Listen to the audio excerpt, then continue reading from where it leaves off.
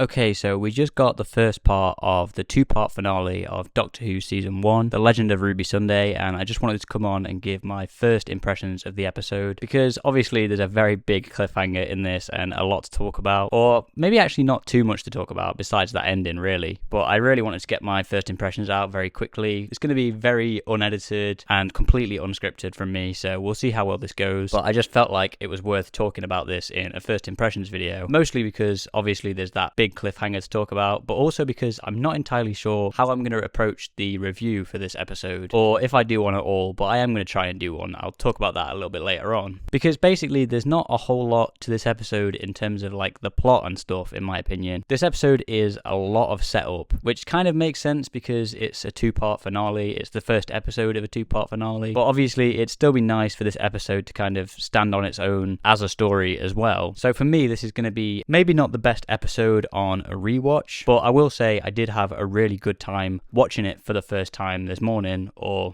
at least this morning when I'm recording this video right now. This might be coming out on Sunday. And I especially had a great time when it was the last sort of couple of minutes of this episode when we got the big reveal, which is obviously that Sutek is the main villain of this episode. But yeah, besides that final moment, that final cliffhanger reveal of the episode, the rest of the episode is just a lot of setup, which I feel is not going to be that interesting on a rewatch. But with that being said, I haven't rewatched the episode yet, so maybe that will change. I think RTD was definitely right when he said people should record their reactions to the end of this episode, because if I recorded mine, it would have been pretty insane. I was going a little bit crazy, because honestly, although people were speculating that Sutek was going to be the main villain of this story, and although I did think it was at least possible, I was kind of 50-50 on the idea, and the closer it was getting to this episode airing, the less likely I thought it would be that it would actually be Sutek, and I was expecting it to just be like a new villain or something like that. There was also even a point in this episode where I thought they were going to bring back the Beast from Series 2,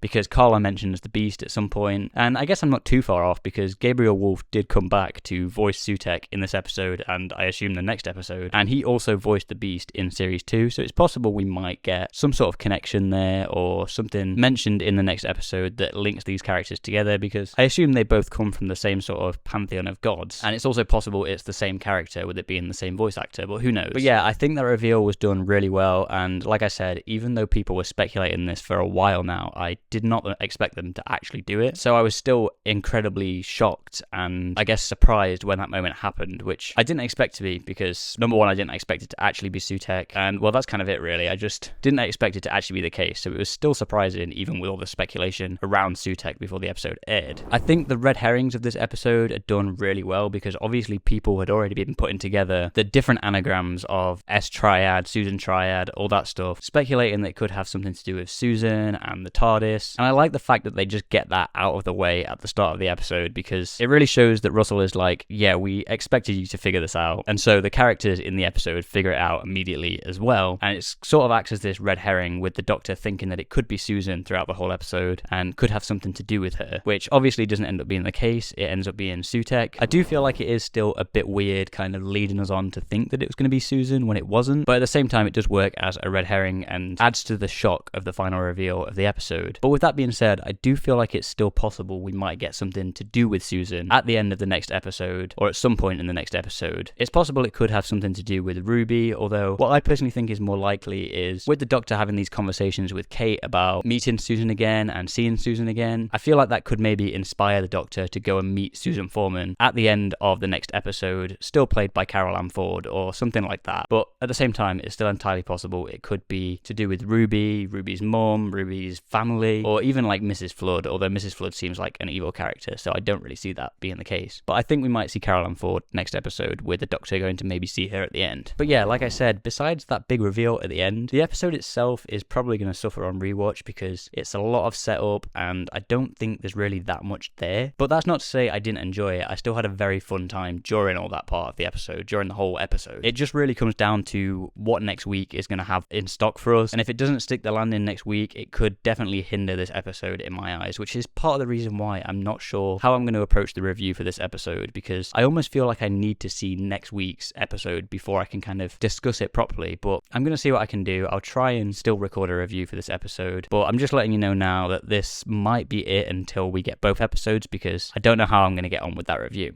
Another thing I do want to mention is, although I really like the design of the new Sutek, the big kind of jackal that he is at the end of the episode, I do also hope we get a more classic Sutek design in the next episode, because I feel like he's much more menacing and scary when he's just the guy in the helmet and he's not moving a whole lot. But I don't know how likely that's going to be with how big he seems to be in this episode. He might stay in that form throughout the whole of the next episode, which I personally am not going to be a big fan of, but we'll see how that goes. We might get a more classic Sutek design in the next episode. I'm also not sure how this is going to work for people that don't know who Sutek is and haven't seen Pyramids of Mars before, especially with this going for new audiences on Disney Plus, people that haven't seen any Doctor Who before. It's a bit weird with a whole series of new villains and new concepts for them to then just throw in Sutek, who some even casual Doctor Who fans aren't really going to know too much about Sutek, or maybe not even know who he is. And that's fans of the show that have been watching since like 2005, since Christopher Eccleston. Luckily for me, I've seen Pyramids of Mars. I saw it for the first time, I think, last year, and I really enjoyed it and was really looking forward to it possibly being Sutek. But I just don't know how this is going to land for particularly brand new viewers, but even people who are casual fans of the show who haven't heard of Sutek before, because the twist probably isn't going to hit as hard for them. The episode could still maybe work, and particularly next week could still work for them, because they're going to kind of get a sense of the character, and maybe they'll watch the Tales of the TARDIS that's happening before, which is probably going to be Pyramids of Mars. But if they don't already know who this character is, if they're not already familiar with it, I'm not sure how well this episode in particular, and particularly the cliffhanger, is going to hit for them.